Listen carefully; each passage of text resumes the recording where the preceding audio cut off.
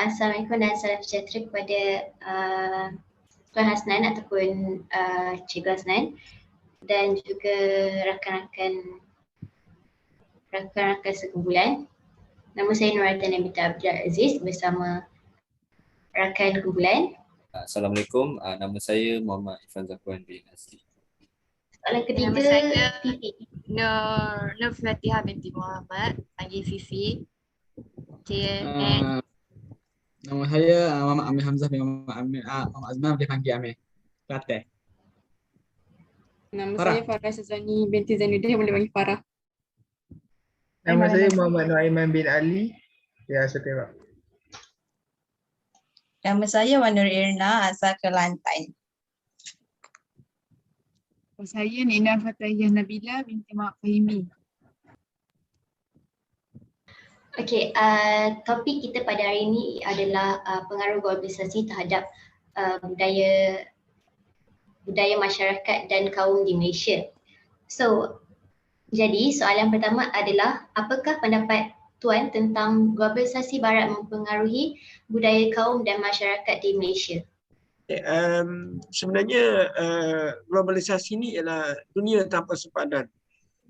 Mudahnya ialah dunia tanpa sepadan yang mana kesan kepada budaya lah kan, lebih kepada budaya. Dan saya rasa globalisasi yang awak tanya semua ni bukan dalam bidang ekonomi, betul tak? Lebih kepada sosio budaya.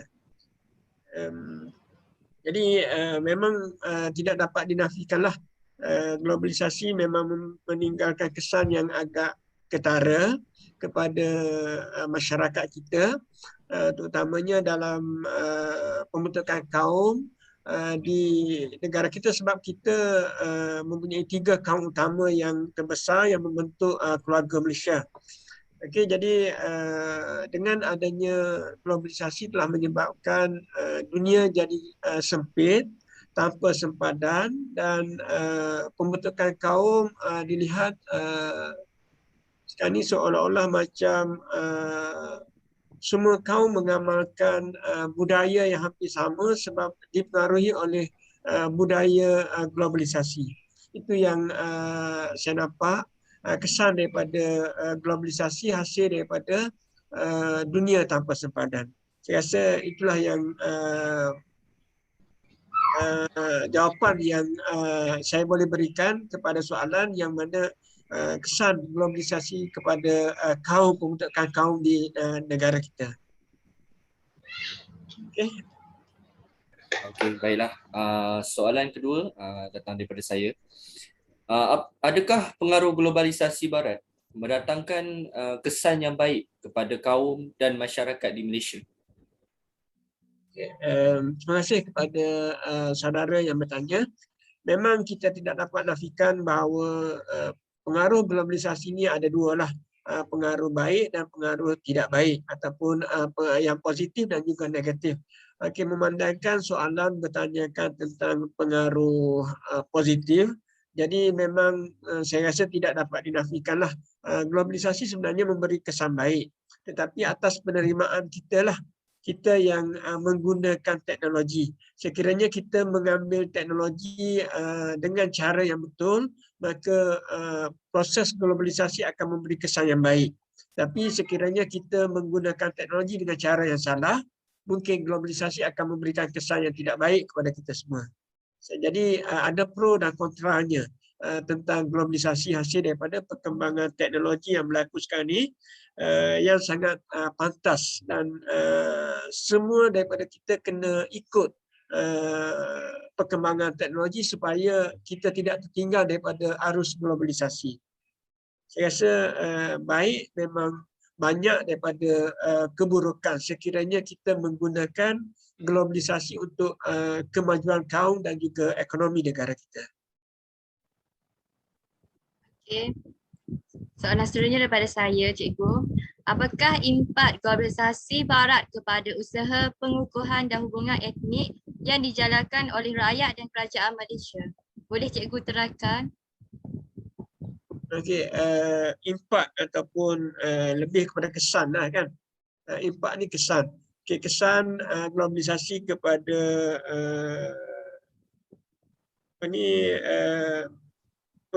perpaduan kaum ke tadi, kan? Pembentukan kaum. Okey, saya rasa kesan yang baik yang kita boleh nampak ialah kaum-kaum yang ada di negara kita nampaknya sekarang ni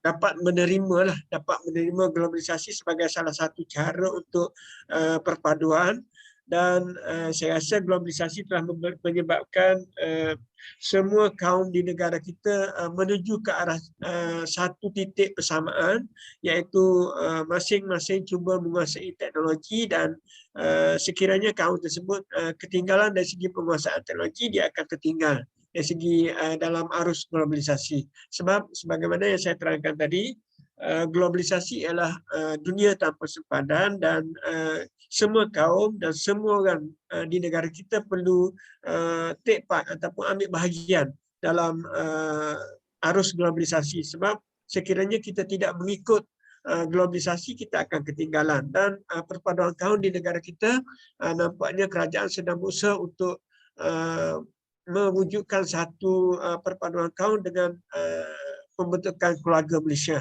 Saya rasa keluarga Malaysia yang diilhamkan oleh Perdana Menteri kita satu contoh bagaimana globalisasi cuba dimanipulasi oleh pemimpin untuk pembentukan kaum supaya ketiga-tiga kaum utama di negara kita dapat hidup dengan lebih bersatu. Saya rasa itu jawapan ataupun pandangan saya lah berkaitan dengan bagaimana usaha kerajaan boleh lakukan dengan untuk perpaduan kaum dengan arus globalisasi sekarang ni. Okay, kalau saya rasa kalau tidak begitu menepati kehendak, saya minta maaf lah, tapi itu yang saya faham tentang kehendak soalan tadi. Soalan yang seterusnya, apakah manfaat kedatangan pengaruh barat kepada Malaysia? Manfaat ataupun positif lah ni kan, pengaruh kesan positif, manfaat kepada kedatangan barat. Okey, dengan adanya globalisasi dari segi budayanya, berlakunya pertukaran budaya.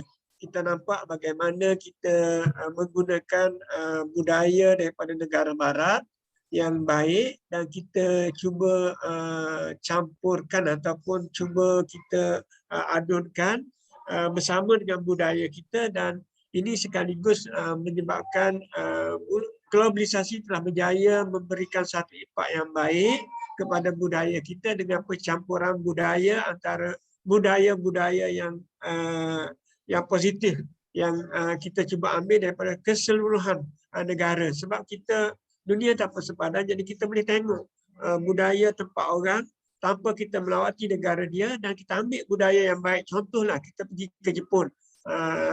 Kita tak sampai ke Jepun, tapi kita nampak budaya dia orang, macam mana kebersihan yang dia orang praktikkan, dan kita boleh ambil budaya daripada Jepun dan kita praktikkan di negara kita. Dengan itu ialah hasil daripada globalisasi. Sebab kita dunia tanpa sepadan, dengan kemajuan teknologi kita boleh nampak bagaimana Jepun menguruskan kebersihan dia, sampah sarap dia. Jadi itu ialah kesan baik hasil daripada globalisasi, sebab dengan dunia tanpa sepadan menyebabkan kita boleh ambil budaya yang diamalkan di negara orang dan kita bawa balik ke negara kita tanpa kita meninggalkan budaya negara kita. Identiti negara kita tetap kita jaga, tetapi kita ambil budaya yang baik daripada masyarakat luar untuk kita bawa ke negara kita. Itu yang hasil ataupun kesan baik daripada globalisasi. Okey. Saya rasa lagi soalan seterusnya. Okay, soalan yang kelima daripada saya, cikgu. Bagaimana pencampuran budaya Songsang boleh berlaku di Malaysia? Budaya Songsang sajak ke ni? Okey, budaya Songsang ni ialah budaya yang lari daripada naluri kemanusiaan lah kan. Maknanya saya rasa berlakunya budaya Songsang ni disebabkan oleh pegangan agama lah. Saya rasa kekurangan pegangan agama dan kurangnya jati diri terhadap budaya kita sendiri. menyebabkan kita mudah terpengaruh dengan budaya asing yang kita rasa budaya asing lebih baik, sedangkan budaya yang kita amalkan selama ini memang budaya yang sudah terbaik untuk kita. Jadi saya rasa saya nampaklah budaya Songsan ni berlaku disebabkan oleh kita tidak berpegang kepada jati diri bangsa kita. Kita lemah dari segi penguasaan budaya kita sendiri yang menyebabkan bila datang budaya luar kita mudah terpengaruh dengan budaya Songsan. Budaya Songsan negara kita yang diamalkan di negara kita banyak sekali kita boleh nampak macam transgender, apa lagi, lesbian, gay, itu semua ialah budaya luar, budaya Songsan yang mana kesan buruk daripada globalisasi yang melanda negara kita. Boleh dengar tak? Dengar. Dengar, okey. Okey, seterusnya. Soalan 6 daripada saya. Siapakah yang bertanggungjawab untuk membendung nilai budaya yang semakin terhakis dalam kalangan masyarakat di Malaysia? Okay, saya rasa kalau bertanyakan tentang siapa yang patut bertanggungjawab, saya rasa kita semualah. Saya sebagai penjawat awam, awak sebagai pelajar di universiti adalah orang-orang yang sepatutnya bertanggungjawab untuk mengubah budaya yang tidak elok kepada budaya elok. Bertanggungjawab sebab tambah-tambah lagi awak yang akan menerajui nanti bila keluar, bila kerek nanti menerajui tampuk pemerintahan negara, awaklah yang sepatutnya bertanggungjawab mengubah senario globalisasi yang yang kita boleh katakan sebagai terkeluar daripada landasan budaya negara kita supaya mengikut acuan kita sendiri. Sebagaimana yang Tun M jelaskan 20 tahun lepas semasa dia merangka wawasan 2020 yang mana dia menyatakan bahawa Malaysia sepatutnya maju dengan acuan kita sendiri. Maju dengan acuan kita sendiri. Maksudnya kita tidak meninggalkan kemajuan tapi pada masa sama kita tidak meninggalkan identiti negara kita. Jadi siapa yang bertanggungjawab? Okey. Saya rasa semua yang ada malam ni pun adalah insan yang bertanggungjawab dan perlu mengambil peranan dalam menjaga identiti bangsa negara kita. Farah Sazwani, Irfan, Fifi, Amir, Nur Fatihah, Fatahiyah, semua itu adalah Nur Aiman adalah orang yang bertanggungjawab yang akan memberi satu guideline kepada remaja-remaja negara kita supaya mengamalkan budaya yang betul walaupun kita pada masa sama tidak meninggalkan globalisasi. Kita tidak menolak kemajuan. Betul tak?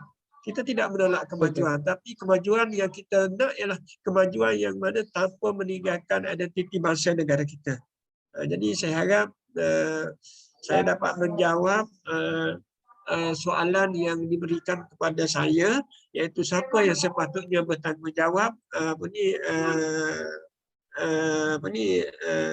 bertanggungjawab menjaga budaya dan identiti negara kita. Okey, saya rasa itu saja pandangan saya tentang siapa yang bertanggungjawab dalam memastikan supaya globalisasi tidak memberi kesan yang negatif kepada masyarakat kita.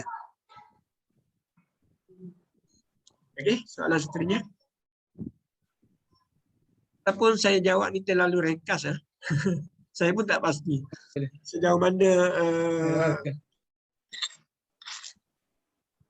Okey, soalan ketujuh daripada saya. Apakah kaedah terbaik terhadap kaum dan masyarakat untuk menggunakan kemahiran globalisasi barat di dalam kehidupan seharian? Okey, sepatutnya memang kita perlu menggunakan globalisasi sebab kita tidak boleh meninggalkan globalisasi. Sebab nak tak nak, mahu tak mahu, by hook or by crook, kita kena mengikuti globalisasi. Sebab kalau kita tidak mengikuti, kita tak ambil bahagian, kita akan ketinggalan. Betul tak?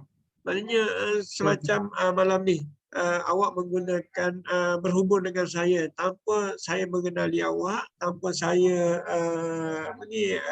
tahu siapa awak dari mana, tapi hasil daripada globalisasi tengok kita dapat bersemuka, awak dapat mengenali saya dan saya dapat melihat muka-muka mahasiswa yang mana tak semena-mena malam ni saya telah diinterview oleh sekumpulan tugasan yang diberikan pada awak. Jadi saya rasa soalan yang diajukan pada saya ni berkaitan dengan apa tadi? Berkaitan dengan saya scroll balik, berkaitan dengan kesan ke arus globalisasi barat terhadap ataupun apa dia tadi? Warna Edna dah. Kaedah terbaik. Kaedah yang terbaik terhadap kaum dan masyarakat untuk menggunakan kemahiran globalisasi itu tak? Okey, sebenarnya kalau kita menggunakan globalisasi dengan baik, kita akan maju. Sebab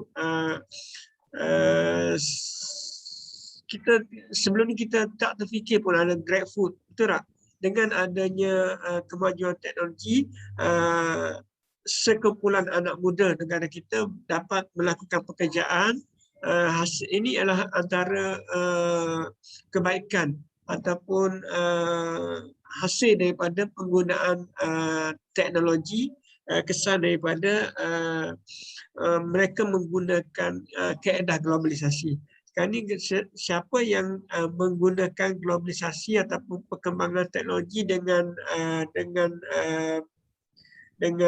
pantas, dia akan dapat mencipta kekayaan. Sekarang ni dunia sekarang ni tidak lagi memandang tanah sebagai punca kekayaan. Dunia sekarang ni tidak lagi memandang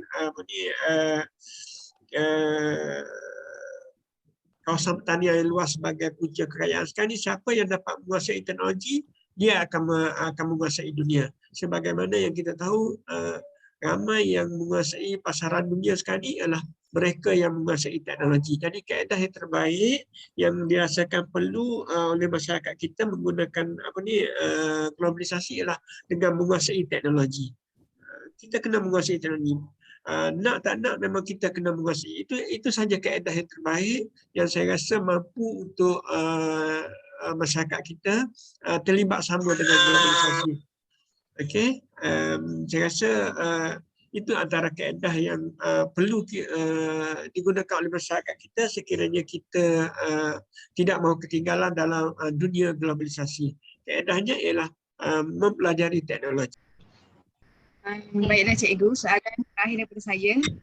Boleh Cikgu terang sedikit tentang apakah kesan arus globalisasi barat terhadap kemajuan ekonomi negara?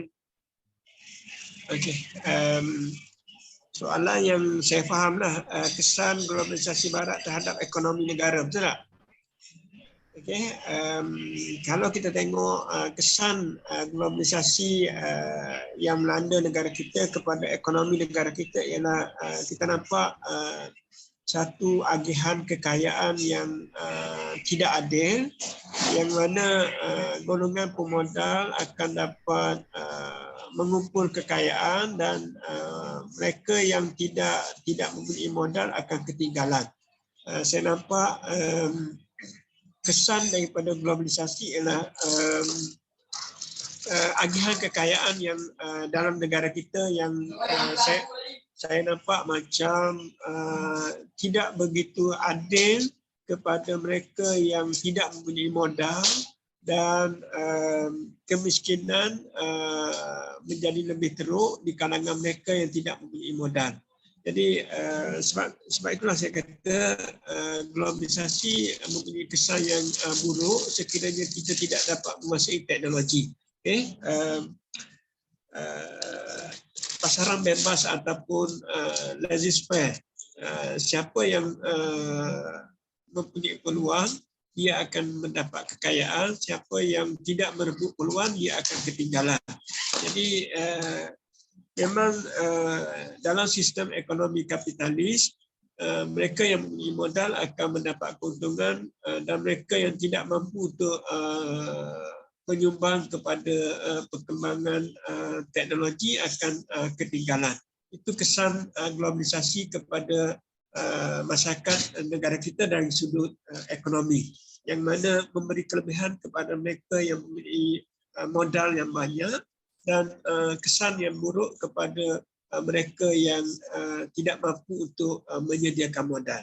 Saya rasa itu jawapan yang saya mampu berikan kepada soalan kesan globalisasi kepada ekonomi negara kita. Okey, soalan terakhir daripada saya. Apakah pendapat cikgu tentang isu Marina Mahathir yang telah menyokong untuk hak kebebasan bagi LGBT pada tahun 2019? Okay, saya rasa ini merupakan kesan buruk lah hasil daripada globalisasi, iaitu memperjuangkan satu benda yang dianggap sebagai bukan naluri bagi masyarakat kita, iaitu memperjuangkan LGBT, iaitu transgender, lesbian, yang mana sebagaimana yang kita tahu bukan budaya negara kita untuk mengambil LGBT sebagai budaya negara kita. Jadi saya rasa tak kiralah siapa yang bawa ideologi tersebut, tapi sebenarnya dia tidak sesuai dengan masyarakat negara kita. Sebab bagaimana yang kita tahu, negara kita mempunyai identiti kita sendiri, dan saya rasa langsung tidak sesuai dengan norma dan budaya negara kita, yang mana LGBT yang cuba dibawa dan cuba diperjuangkan di negara kita dan dianggap sebagai satu perjuangan hak asasi, yang mana saya rasa ini merupakan kesan buruk lah daripada perkembangan globalisasi di negara kita, dan kita seharusnya menolaklah apa yang cuba diperjuangkan oleh bukan saja Marina Mahathir, ataupun Mahathir sendiri pun kita kena tolak, sebab dia bukan satu budaya yang sesuai untuk masyarakat negara kita. Walaupun negara kita mempunyai kaum yang berbeza, Cina, India dan Melayu, tapi saya rasa ketiga-tiga kaum yang ada di negara kita menolak apa yang cuba diperjuangkan, iaitu membawa LGBT kepada masyarakat kita. Saya rasa ini adalah satu perjuangan yang menyonsanglah, ataupun yang dikatakan budaya sonsan tadi. Okey. Okey, terima kasih cikgu sebab meluangkan masa bersama kami.